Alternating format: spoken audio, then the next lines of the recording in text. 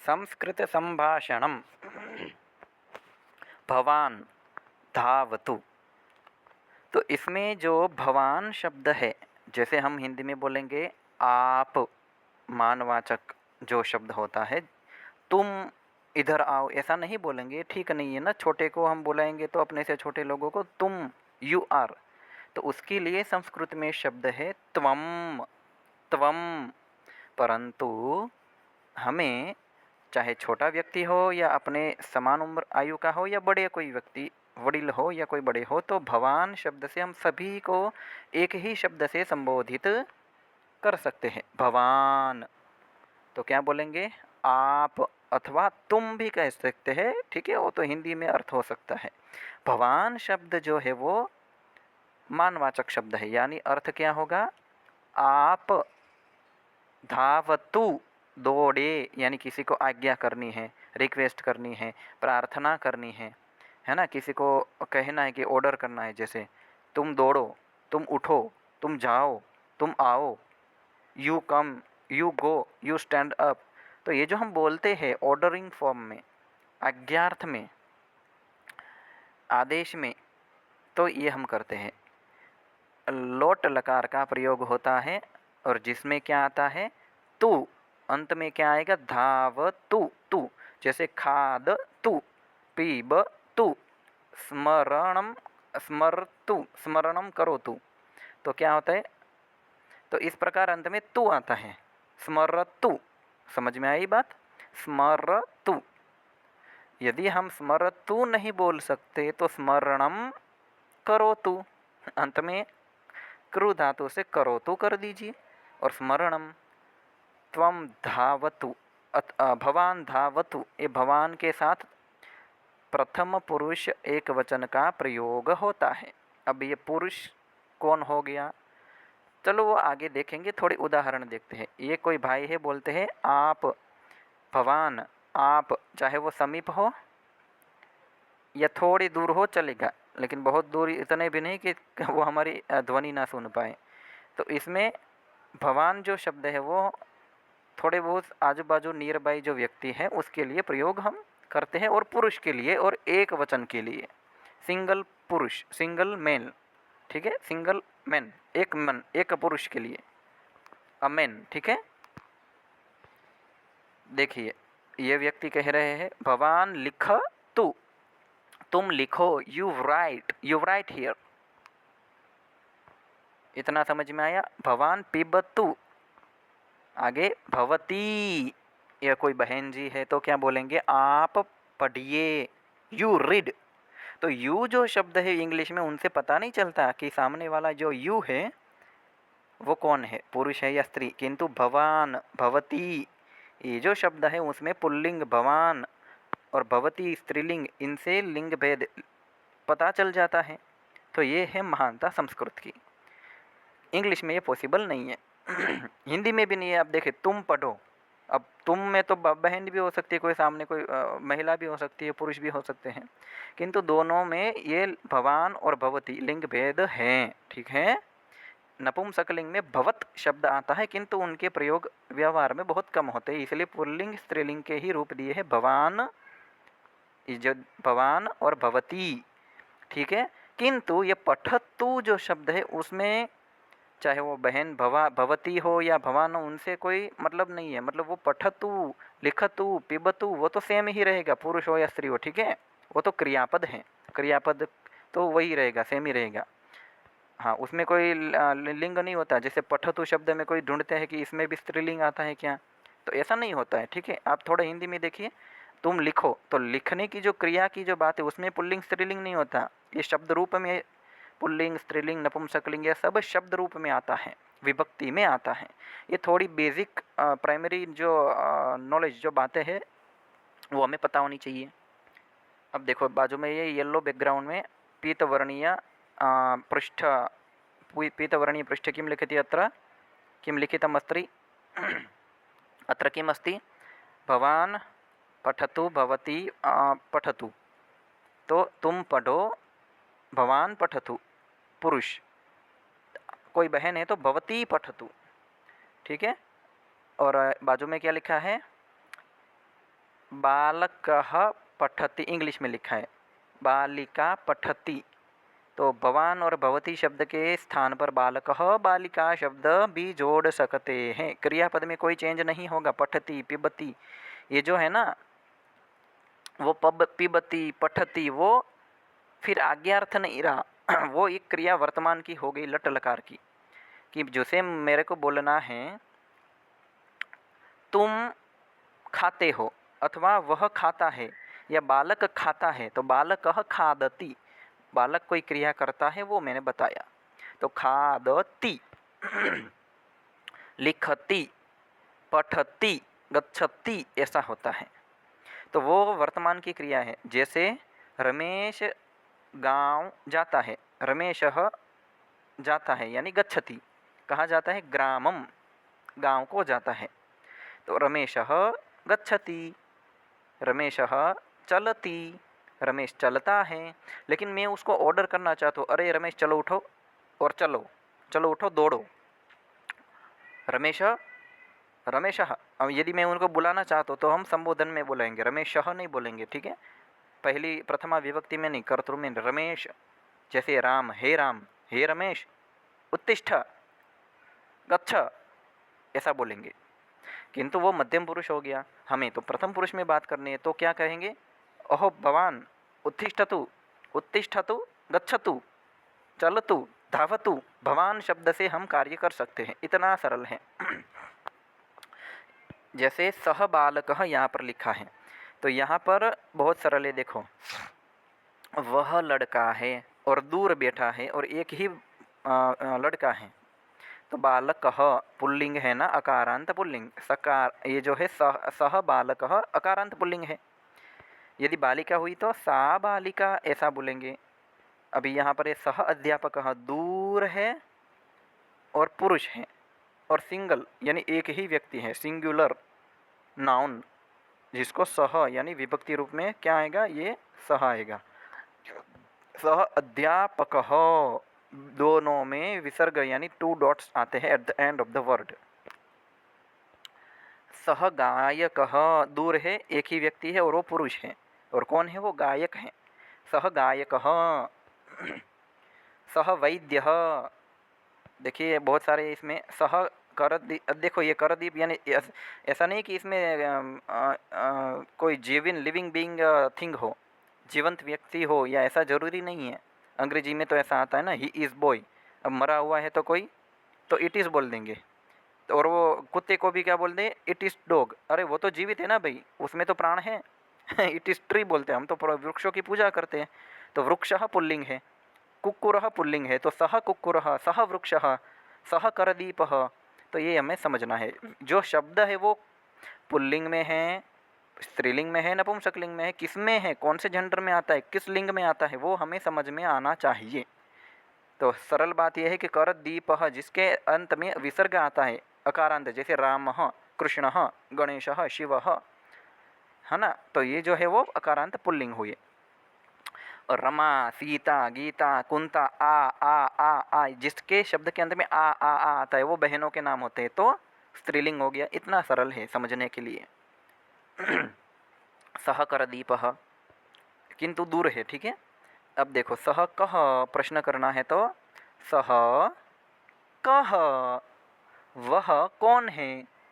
Who is he is यानी सह, कह यानी वो इज ही, वह कौन है? ते कौन छे?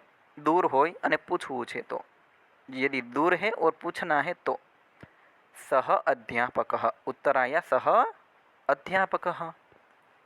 सह कह, ये बच्चे ने पूछा तो क्या कहा? अच्छा, ये कुत्ते को कुक्कुरः भी बोलते हैं, श्वानः भी बोलते हैं, शुनकः भी बोलते हैं, बहुत सारे नाम हैं इनके।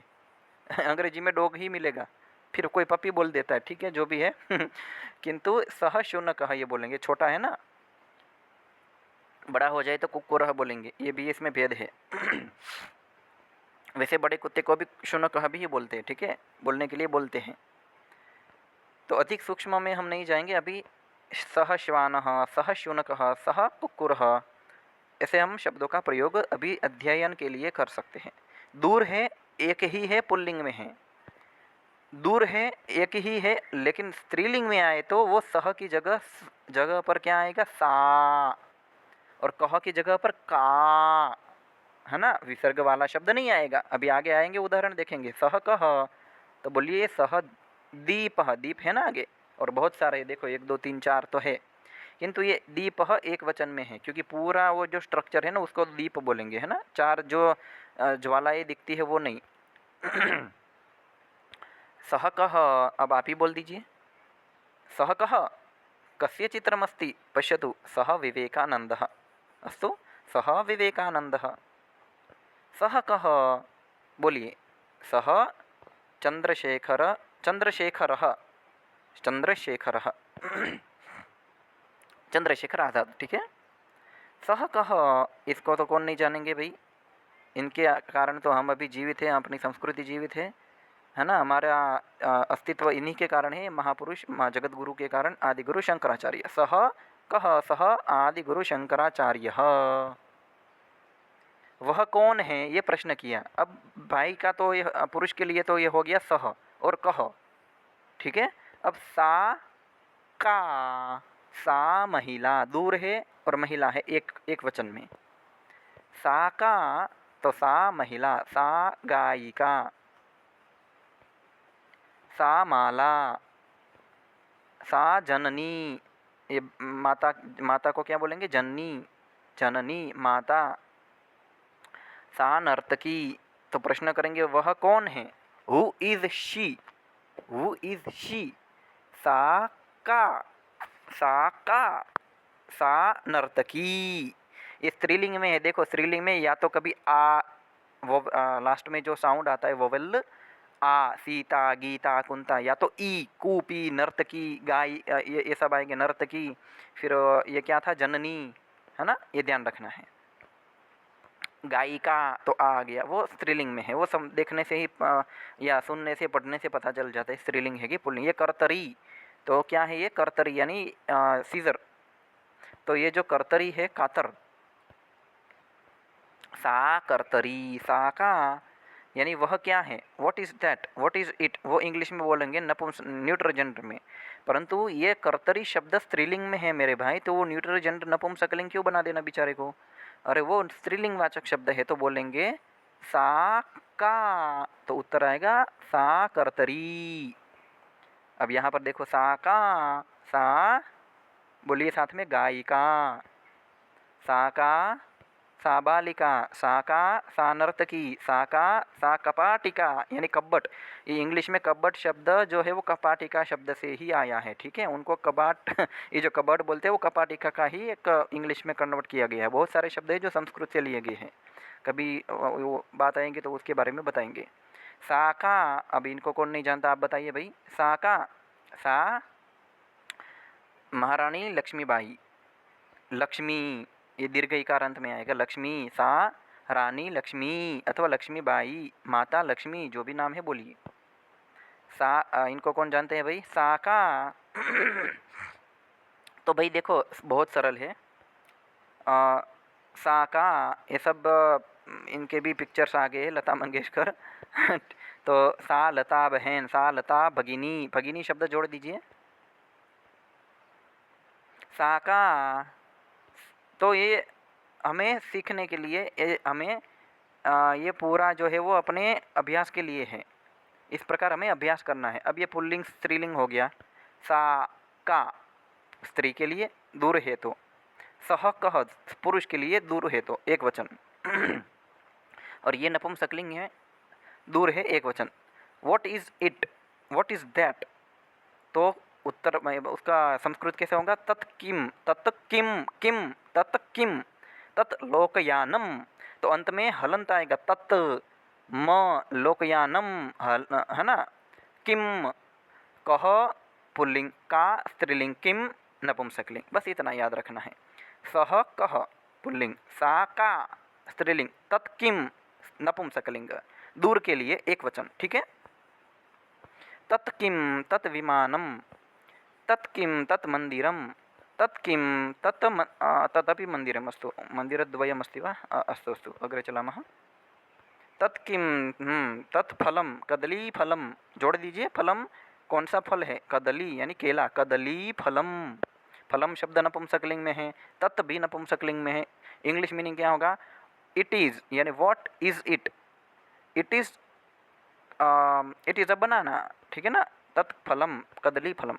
तत् किम, तत् पुस्तकम, तत् किम, सह शिवः। तो प्रश्न करिए कैसे करेंगे? सह कह, सह एषः। अच्छा, ये दूर के लिए काम यहाँ पर हो गया पूरा न। अब कोई व्यक्ति समीप है तो क्या करेंगे? तो ऊपर देखो, यहाँ पर क्या लिखा है? सह, सह लिखा है ना। शिवः तो शिव ही रहेगा। उनसे, उनको कोई दूर है कि नज़दीक है उनसे कोई मतलब नहीं है। हमें प्रॉब्लम है, हमें समझना है सह से। दूर है तो सह, और यदि शिव जी हमारे नज़दीक है तो एषः।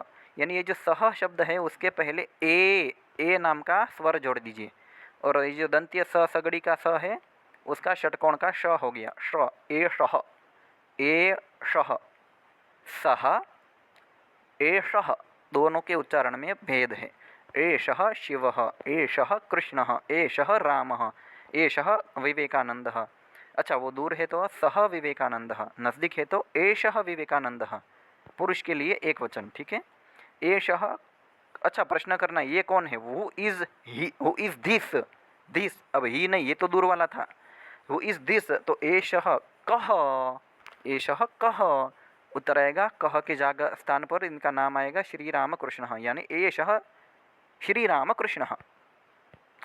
एषः कः, एषः वैद्यः, एषः कः, एषः आसन्दः। अच्छा, ये जो है ना कुर्सी, आसन्दः पुल्लिंग शब्द है तो एषः शब्द बोलेंगे। एषः कः, एषः चषकः, चषक यानी ग्लास, चषकः। ये, अच्छा, ये स्त्री है और दूर है तो सा का, वह कौन है? सा का, सा महिला। यह कौन है? एषा का, एषा का, एषा बालिका। ये देखो, बालिका में भी का तो अंत में आएगा, आया ना इसमें। एषा, अच्छा, सा का तो सा गायिका दूर है। अब ये नज़दीक होगी तो एषा का, एषा का, एषा गायिका, इस प्रकार बोलना है, ठीक है। एषा का, एषा नर्तरी, नर्तकी, क्षम्यताम। एषा नर्तकी, एषा का, एषा। ये चाबी को क्या बोलेंगे? कुंच। देखो उच्चारण करेंगे, कुंचिका, कुंचिका नहीं, ये जो बीच में है ना वो इया है। च छ ज ज इया, तालव्य वर्ण पंचम, इया। कुंचिका, कुई, कुंचिका, एषा कुंचिका। एषा का, एषा अंकनी। पेंसिल को अंकनी बोलेंगे, अंकनी। दीर्घ इकारांत स्त्रीलिंग शब्द है अंकनी। तो स्त्रीलिंग में इकारांत आएंगे दीर्घ, या आकारांत आएंगे सीता, गीता, कुंता, या नदी, द्रौपदी, रुक्मणी, लक्ष्मी, ये दीर्घ इकारांत शब्द हैं।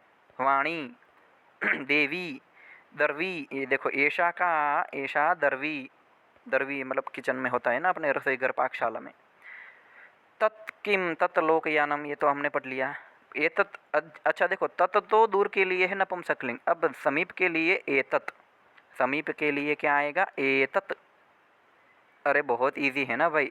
यदि इधर है तो ए लगाओ, इधर नहीं है ना तो ए निकाल दो, तत्। और इधर है तो ए लगाओ, एतत्। इसी प्रकार सह है दूर तो सह पुरुषः, और इधर है तो एषः पुरुषः, इधर का ए लगा दो, एषः पुरुषः। सा दरवी, इधर है तो एषा दरवी, इधर का ए लगा दो। इधर का ए, एषा दरवी। कितना इजी है। यदि इधर है यानी समीप तो ए लगा देंगे, दूर है तो ए निकाल दो, बिना ए का बोलो तत् या एतत् बोलेंगे, ठीक है। नज़दीक है तो एतत् विमानम, नपुंसकलिंग में। कितना इजी हो गया, सरल हो गया। तत् किम, तत् मंदिरम। यदि मंदिर समीप है या हम समीप मंदिर के नज़दीक है और बोलेंगे तो हाथ मंदिर को स्पर्श टच करके बोलेंगे भाई ये क्या है, व्हाट इज़ दिस। तो एतत् किम, एतत्, इधर का ए लगा दो, इधर यानी समीप है तो। देखो, व्हाट इज़ दिस, एतत् किम, एतत् पुष्पम, ठीक है। अब ये चार्ट दिया है पूरा देख लीजिए, समय बहुत हो गया है। इसमें क्या लिखा है देखो, पुरुष है सह, दूर के लिए एक वचन। फिर बहन है सा, दूर के लिए एक वचन। तत्, तो दूर के लिए एक वचन। अब नज़दीक समीप के लिए ये जो सह है ना, सह, उसमें आप इधर नज़दीक का, इधर का ए जोड़ दो, ए, एषः। और ये दंतिया स का षटकोण का श बन गया, ठीक है, वो नियम है। तो एषा, एषा बालिका, दिस इज अ गर्ल, एतत् पुस्तकम, दिस इज अ बुक, यह पुस्तक है। अब प्रश्न करना है तो कह पुरुष, मतलब अब देखो प्रश्न करने में कह यदि पुरुष के लिए हम बोले, लेकिन उसमें कभी लोगों को प्रश्न होता है कि ये नज़दीक के लिए है कि दूर के लिए है, तो इसमें वो बात नहीं आएगी। ये समीप के लिए और दूर के लिए जो ये फंडामेंटल है वो सह और एषः के लिए है, पहली दो लाइन रोज। कह का किम के लिए कोई ऐसा नहीं है। मान लो कोई पुरुष है वो दूर है, तो वह कौन है, सह कह, क्या बोलेंगे, सह कह। और वही पुरुष नज़दीक है और मैं उसके कंधे पर हाथ रख के बोलता हूँ एषः कह, इधर का ए लगा दो, एषः कह, तो कह का तो शब्द जो कह जो वर्ड है उसमें कोई चेंज नहीं होगा, चाहे वो समीप हो या दूर हो। लेकिन पुल्लिंग, स्त्रीलिंग, नपुंसकलिंग, जेंडर का चेंज उसमें चेंज करेगा। यदि बहन जी है तो यह कौन है बोलना है तो एषा का, और दूर है तो सा का। नपुंसकलिंग में एतत् किम, और दूर है तो तत् किम। उंगली दिखा के हम हाथ को ये इशारा इशारा करके बोलते हैं ना, तत् किम, व्हाट इज दैट, एतत् किम, ठीक है, इतना याद रखना है। अस्तु, वंदे संस्कृत मातरम, इतना हम अभ्यास करेंगे और अगले वीडियो में हम इसके आगे की बात देखेंगे, बड़े वाक्य देखेंगे। अस्तु।